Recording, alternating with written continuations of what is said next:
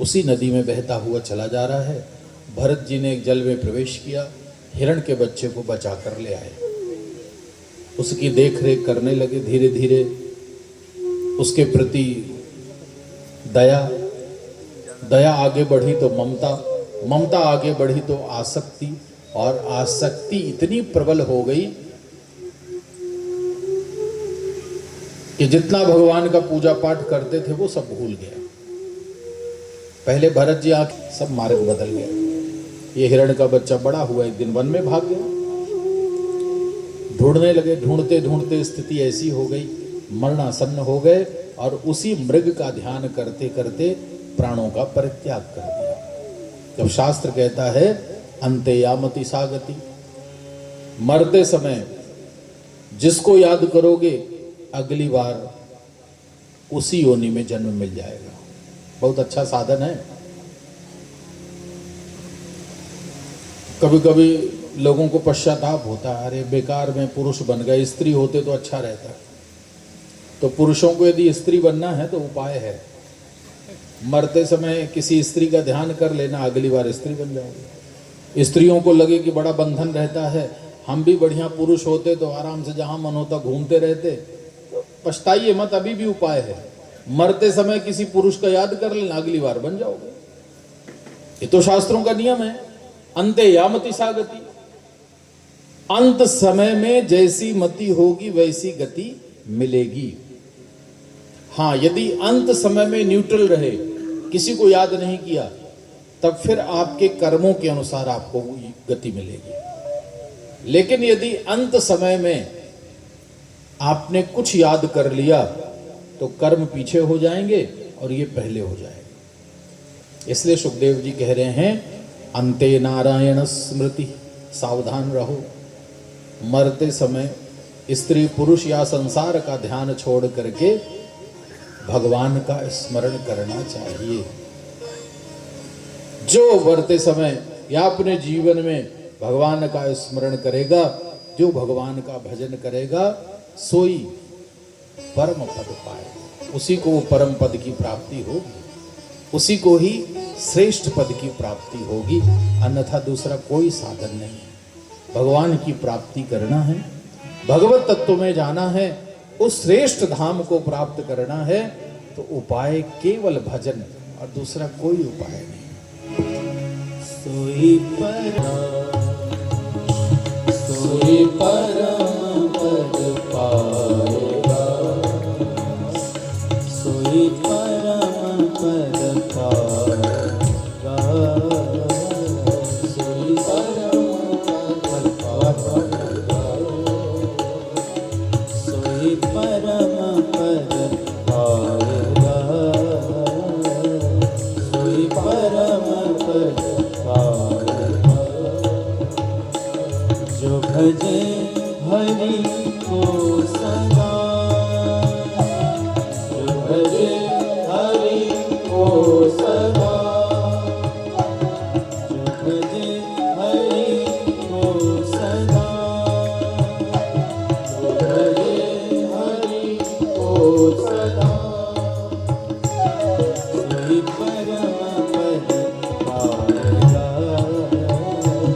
सोई परम पद पाएगा, सोई परम पद पाएगा, सोई परम पद पाएगा।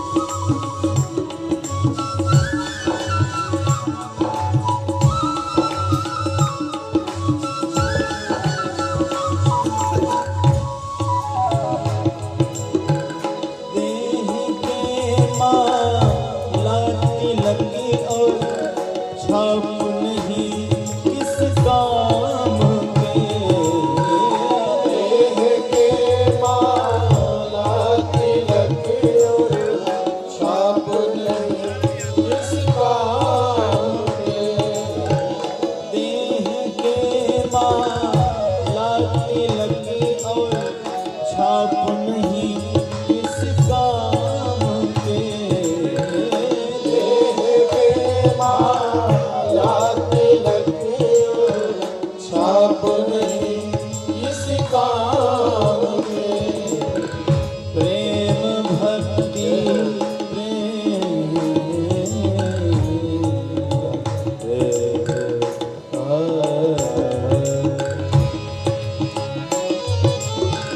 प्रेम भक्ति के बिना, प्रेम भक्ति के बिना नहीं नाम के मन भाएगा, सोई परम पद पाएगा, सोई परम पद पाएगा, सोई परम पद पाएगा, सोई परम पद पाएगा।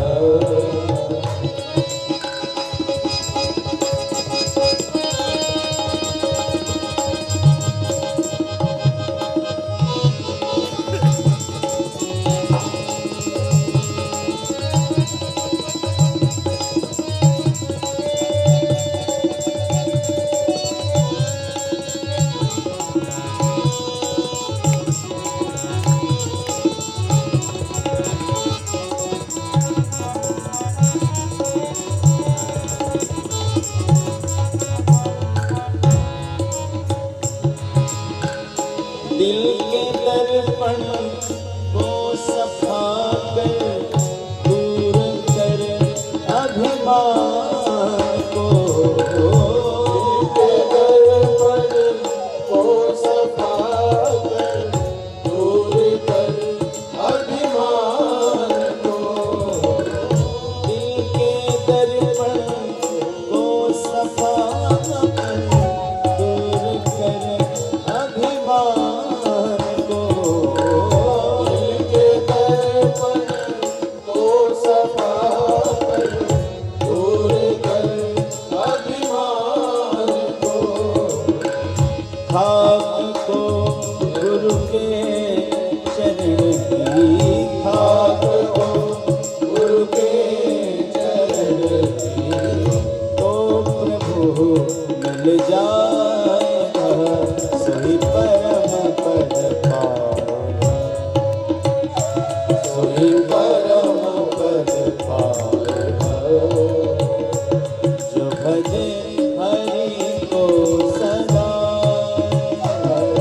भजे हरि को सदा, सोई परम पद पाएगा, सोई परम पद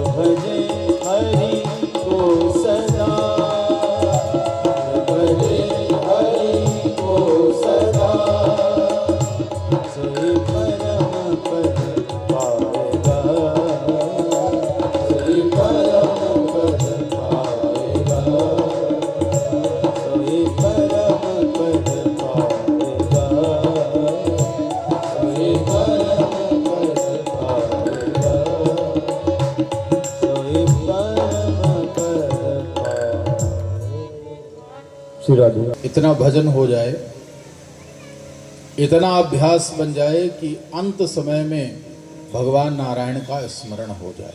कहते हैं अंत भला सो सब भला। कभी जीवन में जो कुछ किया हो भगवान उसको नहीं ध्यान देते। अंत में यदि किसी ने भगवान का स्मरण कर लिया तो सब कर्मों से छुटकारा मिल जाता है। भरत जी ने मरते समय हिरण को याद किया, अगली बार मृग योनि में जन्म। तपस्या व्यर्थ नहीं जाती। मृग योनि में रहकर भी पूर्व जन्म की बातें याद थीं, इसलिए एकांतवास किया। सात्विक वृत्ति को अपना करके पुनः उसी गंडक क्षेत्र में जाकर मृग योनि का परित्याग किया। फिर भगवान की कृपा हुई, अगली बार फिर मनुष्य बने। एक बार मनुष्य नहीं बनना होता, 3 लाख बार मनुष्य बनना पड़ेगा। 3 लाख बार मनुष्य बनना पड़ता है। जब तक भगवान को प्राप्त न कर लो तब तक मौका देते रहते हैं भगवान। 7 लाख बार तो खुर वाले जंतु बनना पड़ता, घोड़ा, गाय, बैल इत्यादि 7 लाख बार। 15 लाख बार पेड़ बनना पड़ता है। 4 लाख बार मच्छर, कीड़ा इत्यादि बनना पड़ता है। ऐसा नहीं कि एक बार मच्छर बने और किसी ने मार दिया तो छूट गए, दोबारा फिर मच्छर ही बनोगे। 4 लाख बार मच्छर बनना पड़ेगा। ऐसे 84 लाख योनियां ऐसे होती हैं। ऐसा नहीं कि एक योनि में एक ही बार रहना, एक योनि में ही कई लाख बार हमें जन्म लेना पड़ता है। तो इस बार फिर भगवत कृपा से मानव योनि में जन्म मिला और भगवान की इतनी बड़ी कृपा कि इस बार वो ब्राह्मण कुल में जन्म लेकर के आए। मनुष्यों में भी यही क्रम होता है। बाकी की योनियों से छुटकारा मिलेगा तो मनुष्य बनोगे। मनुष्य में भी क्रमानुसार यदि क्रम प्राप्त हो रहा है तो सबसे पहले चतुर्थ वर्ण में जन्म मिलेगा। चतुर्थ वर्ण में जन्म लेकर के तीनों वर्णों की सेवा करेंगे तो अगली बार वैश्य बनना पड़ेगा, प्रमोशन होगा। वैश्य बन करके धर्म और धन का उपार्जन करके धर्म इत्यादि की क्रियाएं की, यज्ञ किया, श्रीमद् भागवत इत्यादि कथाओं का आयोजन किया तो अगली बार क्षत्रिय बनना पड़ेगा।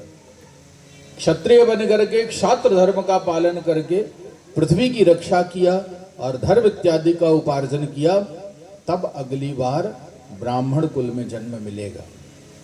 और यदि ब्राह्मण कुल में रहकर सत्कर्म किया तब तो परम पद मिल जाएगा, और नहीं मिला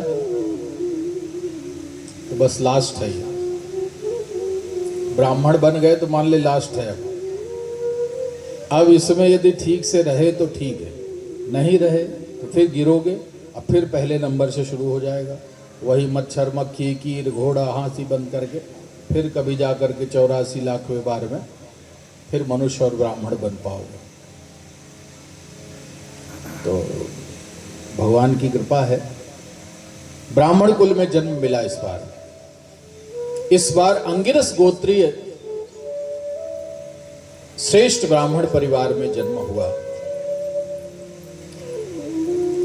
इस बार भी नाम रखा गया भरत, पर सब याद था। पहले भरत नाम का राजा था, मृग में आसक्त हुआ तो हिरण बना, अब मृग योनि से छुटकारा मिला तो इस बार फिर मनुष्य बना हूं। इन सब का कारण था आसक्ति। इस बार निश्चय कर लिया कि किसी से प्रेम नहीं करूंगा। किसी से प्रेम नहीं करते, ना माता से, ना पिता से, ना भाई से, ना बहन से उदासीन रहते हैं, किसी से कोई मतलब नहीं। पिताजी ने जब उसका व्यवहार देखा तो सोचा इसका मेरे बाद भरण पोषण कैसे होगा, तो थोड़ा बहुत इसको पढ़ा लिखा दें। तो पिताजी ने उसका जनेऊ संस्कार किया। जनेऊ संस्कार के बाद उसको थोड़ा पढ़ाने लगे। कुछ पढ़ते नहीं है, कहा कुछ नहीं तो चलो गायत्री मंत्र तो याद करा दें। तो गायत्री मंत्र याद कराया। भरत जी ने सोचा कि यदि गायत्री मंत्र याद कर लिया, याद तो सब है, पर गायत्री मंत्र यदि मैंने बोल दिया तो फिर कहेंगे अब महामृत्युंजय का याद करो। महामृत्युंजय याद हो गया तो कहेंगे अब सत्यनारायण की कथा सुनाओ। तो ऐसे तो फंस जाऊंगा, पहले में ही गड़बड़ कर दी। पिता कहते हैं बोलो ओम भूर्भुवः स्वः, वो कहते हैं भूर भूर भूर भूर भूर भूर। अरे पिता ने कहा ये तो पढ़ेगा नहीं। ये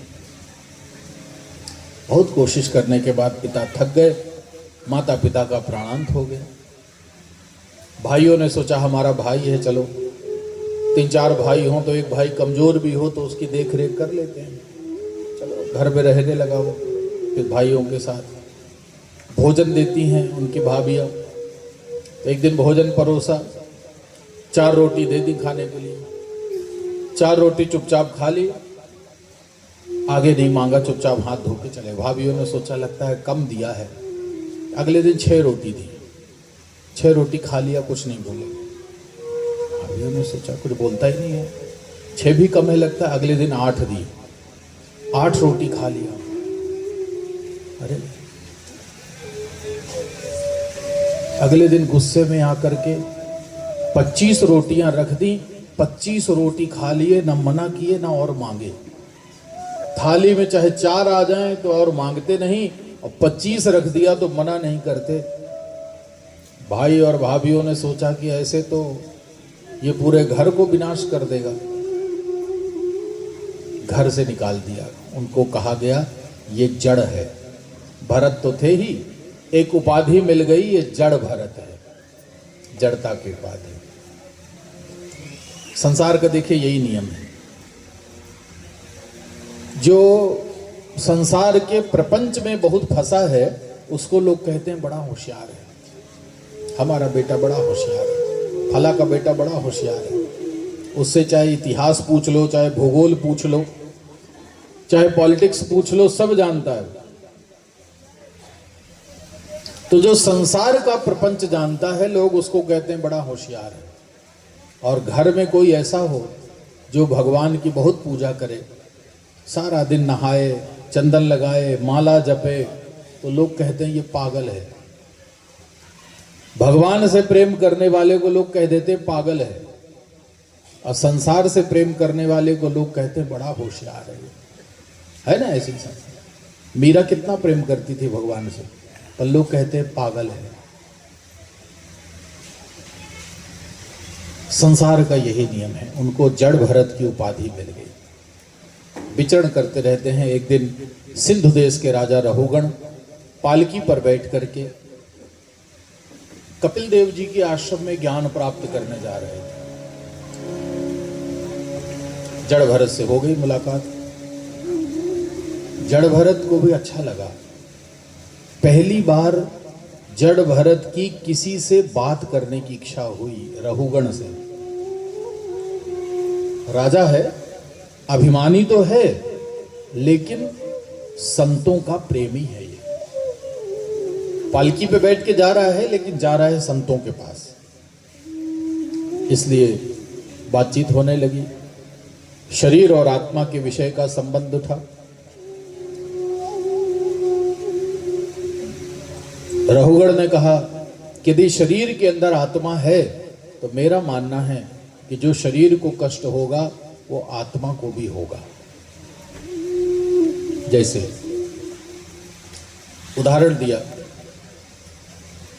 न्याय सिद्धांत की बात कही कि भोजन बनाने के लिए हम चूल्हे पर पात्र में दूध डालकर रख देते हैं। दूध के अंदर शक्कर डाली और चावल डाल दिया, नीचे से आग लगाई, थोड़ी देर में देखते हैं बर्तन गर्म होता है। फिर बर्तन के अंदर पड़ा हुआ दूध गर्म होता है, फिर दूध के अंदर पड़ा हुआ चावल पक जाता है।